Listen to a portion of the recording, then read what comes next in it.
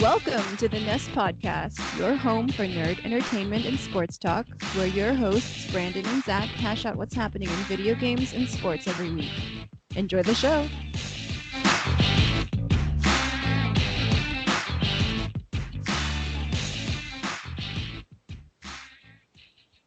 What's up, everyone, and welcome to a special edition of the Nest Podcast.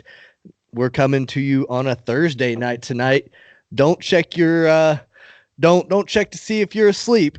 Don't check to see if this is some kind of wild dream, because this is a special episode. Because after last night, I felt like I was dreaming all day, because holy shit, the NLCS is set, and if I would have guessed 10 times out of 10, I would have not come up with this matchup.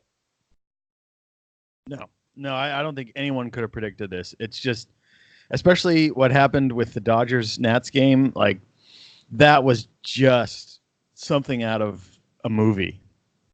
Oh, yeah, absolutely. You talk about an underdog story.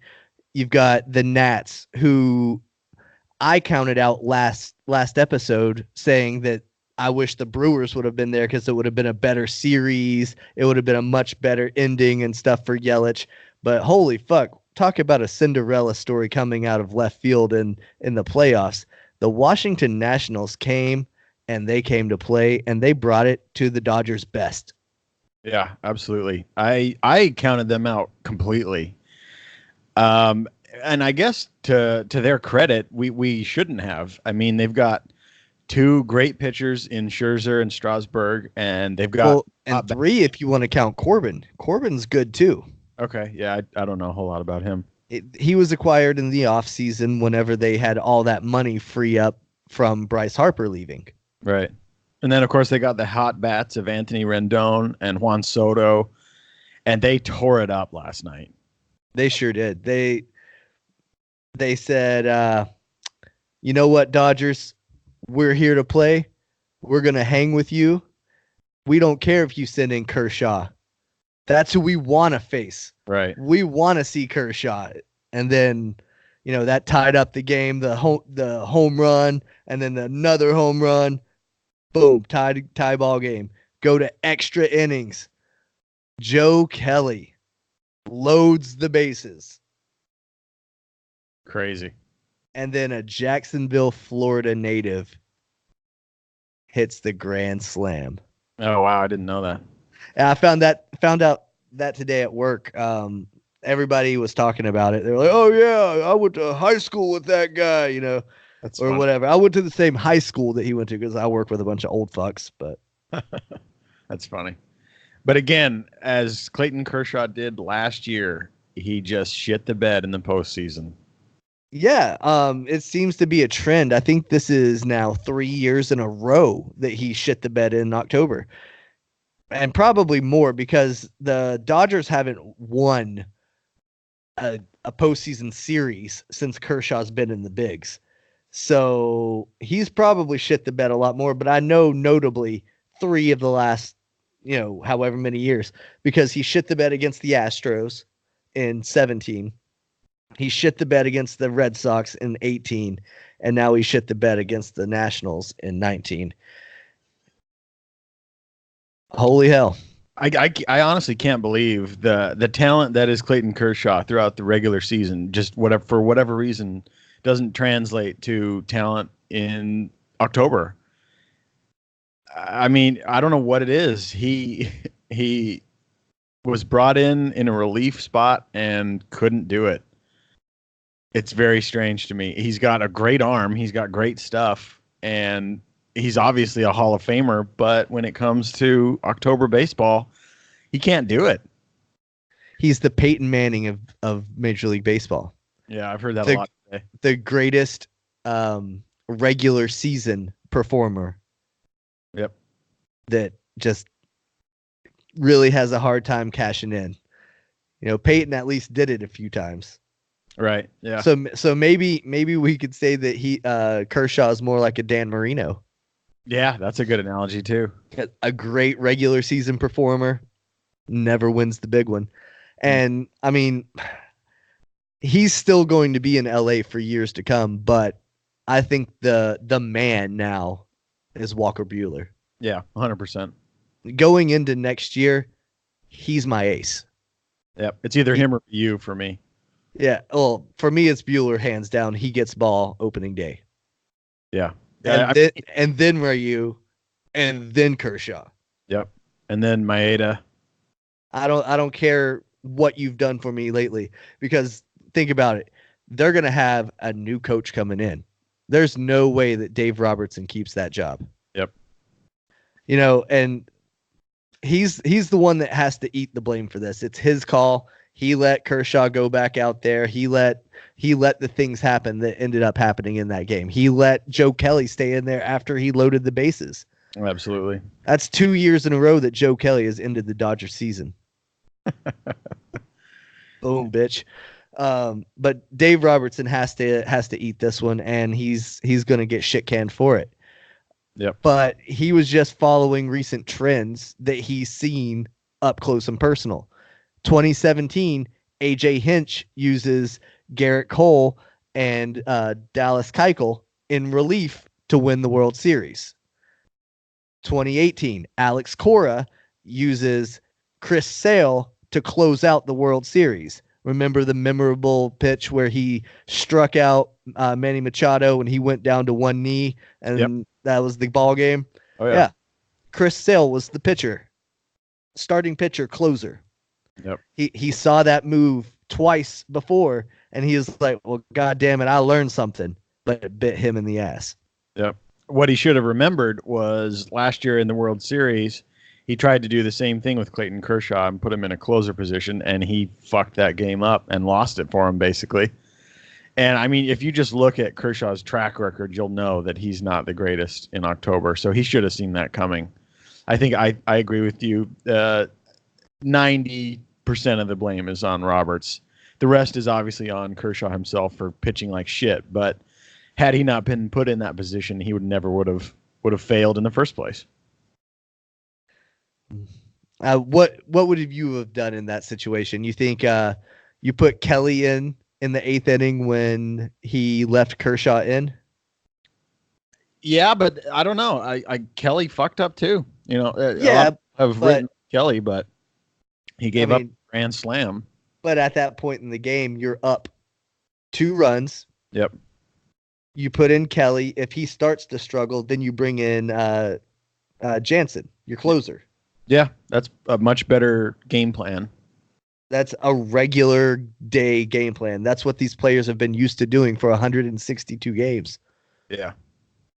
I don't know. I think Dave has to eat a lot more of the blame than just 90%, because he's the one that put those wheels in motion, Sure. And I said Robertson earlier, but you were right. It's Roberts. It is. Yeah, I don't know why I said Robertson. Dave Roberts was the guy that stole second base in the 2004 ALCS for the Red Sox against the Yankees. He ended up coming around and being the game-tying run. Nice. In Game 3 that kept the Red Sox hopes alive.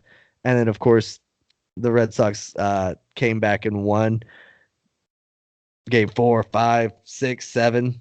All right. He kept it going. So it was Dave Roberts that did that.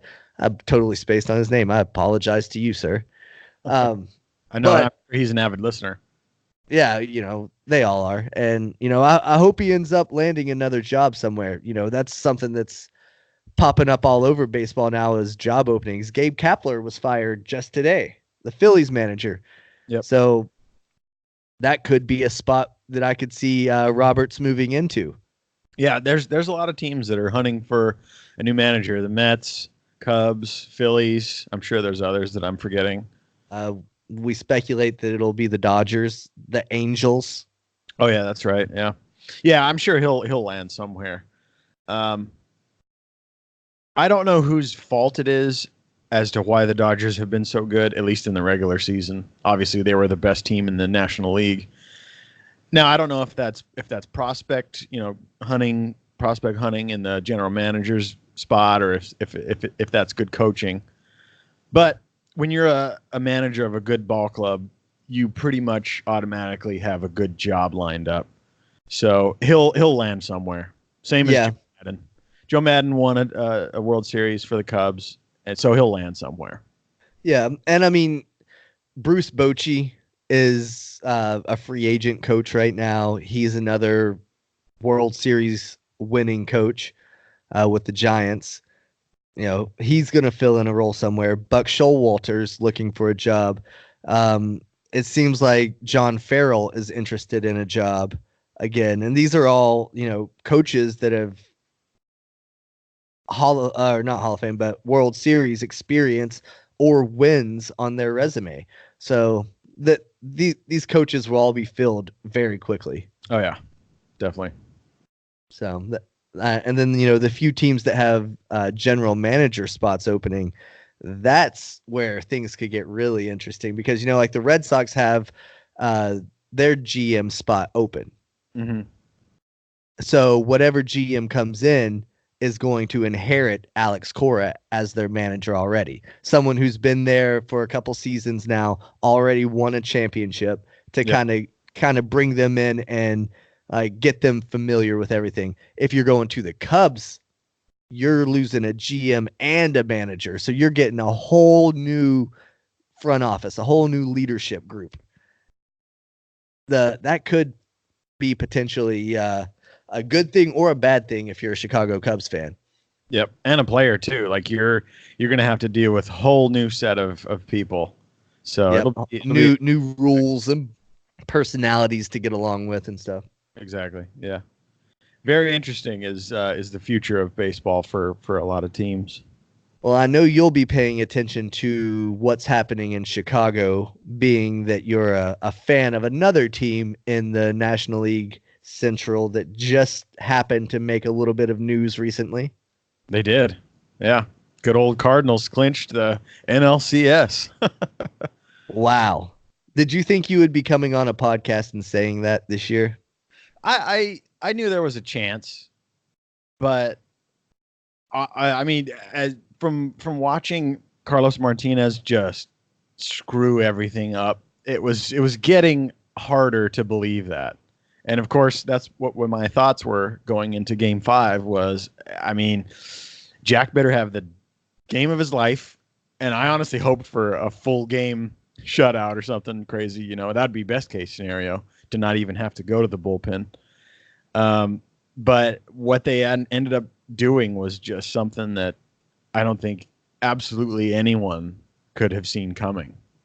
No, you know, whenever you make history, it's that, you know, no one predicted that.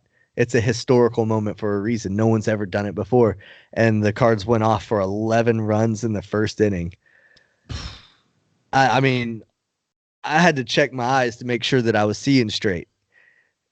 11 runs. And they just kept coming. It was like, holy shit. Every time you're like, okay, hit the pitcher's up. They're surely going to get an out. Nope, walked them.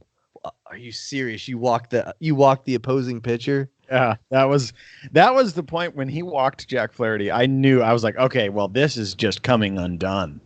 Like, I get giving up a couple runs, you know, but Jesus, he was walking people. He was just, they fell apart immediately. And Yachty bats third in the lineup, right? No, I think he bats fifth or sixth. Okay, fifth or sixth. That's even more to my point. I remember texting you guys saying, if Yachty gets on, I'm warming somebody up in the bullpen. Uh-huh. Yep. He got on, albeit it was a mishandled play by Freddie Freeman. It was an error on the play or whatever. But they did not get anybody on. That loaded the bases at that point. The next hitter was, I believe, Colton Wong. Yep. Who roped a double. Sure did. Drove in 2. Yep. Runners were on second and third. Then it was Flaherty, the pitcher. Walked him. So you're right. He would have been 7th. Molina's 7th. And then, so that loaded the bases again for Dexter Fowler. Yep. That's when they finally got somebody up in the bullpen. Goodness sakes, that was something else. I guess the young kid Fultonevich was just not ready for it that day. That's all you can say. My wife was laying there watching the game with me, and every time the TV would pan back to the Braves dugout and just show Fulte just sulking, she would just bust out laughing. She was like, "Why do they keep showing him? He's the most miserable person right now." Yep. Yeah, They love to kick a man when he's down, just like Clayton Kershaw. They have the camera on him the entire time he had his head hung in the dugout. yeah. I remember I've seen it all day today, where he was just squatting on the mound and just with his head in his knees, just hating life. Man, so the NLCS is set up. The St. Louis Cardinals. I almost said the Johnson City Cardinals. I've got doctor enough on my brain, so I'm thinking about Johnson City. But the St. Louis Cardinals and the Washington Nationals. That's a crazy one. I think if you had a MLB playoff bracket, it's probably broken at this point. Absolutely. That would be an interesting stat to find, is if any of those perfect brackets are still around. Yeah. I doubt it. No. And then if the Rays somehow get past the Astros tonight, which I bumped into my neighbor when I was walking my dog. He had his Rays hat on. Never seen him in a Rays hat before the playoffs, mind you. Sure. But I was like, "Hey man, how you doing?" We talked for a second. I was like, "Hey, good luck to your boys." He's like, "Did you know that the Rays have won the season series against the Astros?" I was like, "No, I didn't know that." He's like, "Yeah, they beat them like 7 out of 5 games or whatever, or 7-5." I was like, "Wow, that's actually pretty impressive." Yeah, for sure, especially with pitching staff. And over the past 3 years, the Rays actually have a winning record over the Astros. That really makes it interesting. I mean, I still think the Astros are going to win. They've got Garrett Cole going tonight, and he's an absolute fucking monster. Yep. But the Rays are throwing out Tyler Glass now, and we looked him up last week, and remember he had that ridiculous ERA. Yep. It's gonna be a crazy one. I think this one's gonna be more of the can the bullpen sustain kind of game. Obviously, you expect Garrett Cole to be very good tonight. Nails. I'm sure Tyler Glasnow is going to be good as well, unless he gets that young pitcher. Oh, I can't do this shit that Fultonevich had. Right. We know Cole can show up when the lights are the brightest, so it's Glasnow's turn. Absolutely. Yeah, and if it comes down to the bullpen, we'll have to see, you know. It's very interesting. I mean, we've been shown that anything can happen. Yeah, and we've all been shocked, and that's why we had to come on and do a special episode tonight, because holy fuck.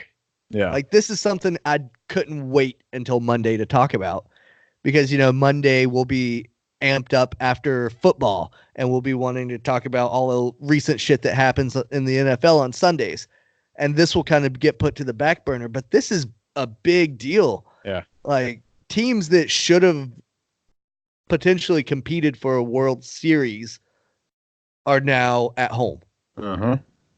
And teams that a lot of people, all the talking heads and all that stuff, didn't give a snowball's chance in hell, are living out their dreams. Yep. That's fantastic. I remember the pre-game show on TBS of, they had Pedro and they had a bunch of other people talk about what they think's going to happen, and every single one of them picked the Braves to win that night. Yep. Yeah, nobody gave the Cardinals a chance. Nobody gave the Nationals a chance. Especially the Nationals. The Nationals barely squeaked in with a wild card win. Yeah, the Dodgers, the monster in the National League, that is the Dodgers. They won the wild card game because of an error. They should have lost that game. Yeah. And now they're going to the championship series. Good for them. Yeah. Yeah. No they realized how lucky they got, and they made the most of it. They said, we don't give a fuck who we're going to face. We're going to fuck them up. Absolutely. to steal a line from some guy. Yeah. Do you want to play that clip here? Oh yeah, I'm glad you have that queued up. Yeah, let's get that going. So if you missed Barstool Sports Twitter, they retweeted a live stream that a rookie from the Cardinals recorded during the post game speech, if you will, of Cardinals manager Mike Schilt, which we can get into that after we play the clip, but we'll play that here. Because I think the young guy is probably not allowed to record that. Or if he is allowed, he probably shouldn't have. But here we go. Yeah, you're probably right. That's probably... What I loved about this series is we played the game hard, we played the game right. We started some shit, we finished the shit. Yeah. Now you want okay. I wanted you to pause it right here. Because what he said right there was they started some shit, we finished the shit. Yep. I understand baseball to the point that I get tempers flare, especially in a playoff series when you're going back and forth, and they've had a lot of back and forth close ball games. Absolutely. Game 5 was the exception in this series. Every other game was a close nail biter. You had to watch until the very end. Game 5, when the Cards jumped out to the big lead and they were just kind of coasting at 13-1 or whatever it was for so long, I knew that the Braves were going to start getting a little bit chippy because their season just vanished in the first inning of the Game 5. Yep. They were pissed from get. And there was nothing they could do about it. I knew they were upset at that. So I understood when they got a little bit aggressive. And wasn't it Molina that got plunked? Ozuna got plunked. Yeah. And Acuna and Molina had some words. Yep. And they've had back and forth throughout the series. Throughout the 5-game series, right. So sitting at 13-1 in the 5th inning, Flaherty throws and hits Acuna between the numbers. Yep. In the back. Right. Which is kind of a hard place to hit somebody. Well, not really, because when a ball is coming at a batter, they're told to turn away from it. Well, that's fair. But I would suspect if you accidentally hit somebody, you're going to hit them in the elbow. Right. Or maybe the top of the leg. But right. if you're hitting the back, I don't know. And he's not known to have very wild pitches. He's got pretty good control. He is, the announcers even said, for a guy that's had pinpoint control tonight, that's a little off. Exactly. And I feel in my heart of hearts that he threw that pitch on purpose. Yep, I agree. And in a 13-1 ball game, that is a Bush League move, and that sucks. Yep. It makes me lose a lot of respect for Jack Flaherty as a person. And it makes me lose a little bit of respect for Mike Schilt as a person for putting his endorsement on it in that statement. The only way that I can say that the Cardinals gave them the shit or whatever, or however he worded it, was because you beat them in the ball game. The game was over at that point for all intents and purposes. Yep. But that's the only justification that he has in that. If he's condoning throwing at guys, especially guys that are a star, an all-star on another team, like the face of their team. I mean, imagine if that pitch would have slipped a little bit and he would have drilled him at 96 in the base of the neck. Yep. In the back of the head. That'd be a terrible story to read this morning. Right. Uncalled for. All right, go ahead and play the rest of his speech. Let's go. that's how we roll. We don't start, but no one fucks with us ever. Ever. All right? Now, I don't give a fuck who we play. We're going to fuck them up. We're going to take it right to them the whole fucking way. We're going to kick their fucking ass. Yeah! Let's go! All right, let's meet. But I love it. That's it. All right. So the rest of it, he's just pumping up his guys. Yep.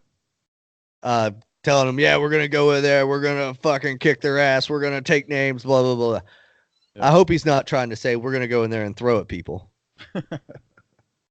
Yeah, I have nothing to say about that whole ordeal other than they most likely had some sort of underdog mentality. You know, damn near everyone counted him out. And Acuna is a young player, and he appears to think his shit doesn't stink.